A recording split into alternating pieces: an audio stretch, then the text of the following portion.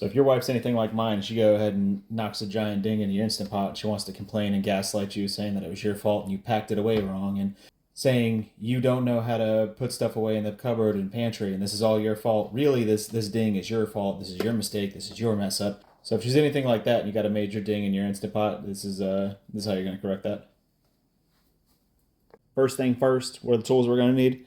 You're going to need a Phillips head and some form of poker. This is very similar if you've ever done body work on a car, because this is all this is just real thin stainless steel. So flip her on over. All right, I stand corrected on the tooling. Apparently you're going to need at least a T15. I'm going in this kind of blind, so I'm just guessing along as we go. All right, looks like a bomb now. I mean, technically it is a bomb, kind of.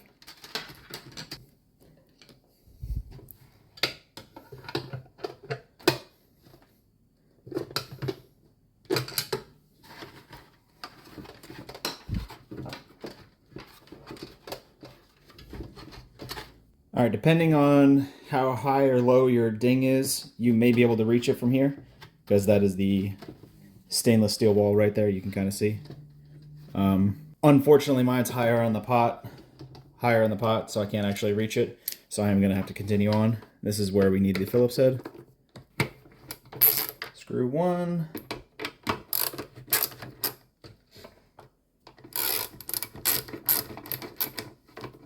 Screw two. Screw three.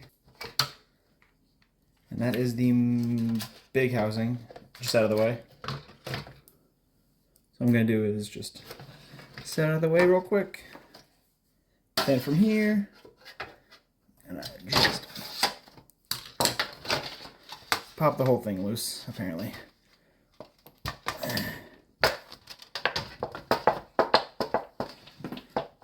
Just work that dent out. You're never going to make it perfect unless you remade one or had a roller. Or if you were really good with one of those probers from doing body work. But as far as I care, that is good enough for me. All you gotta do is line it back up. So you're gonna have notching on the back for your upper. Once your upper's in set place, go ahead and line up your screw holes.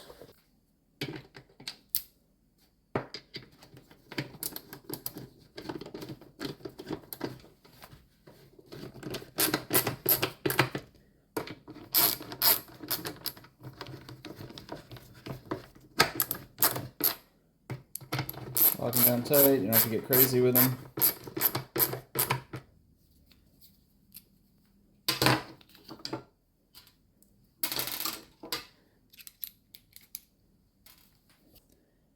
Go ahead and drop that top cover on, and the plate is going to cover the plug, so in case you forgot. Take her 215, lock her back down.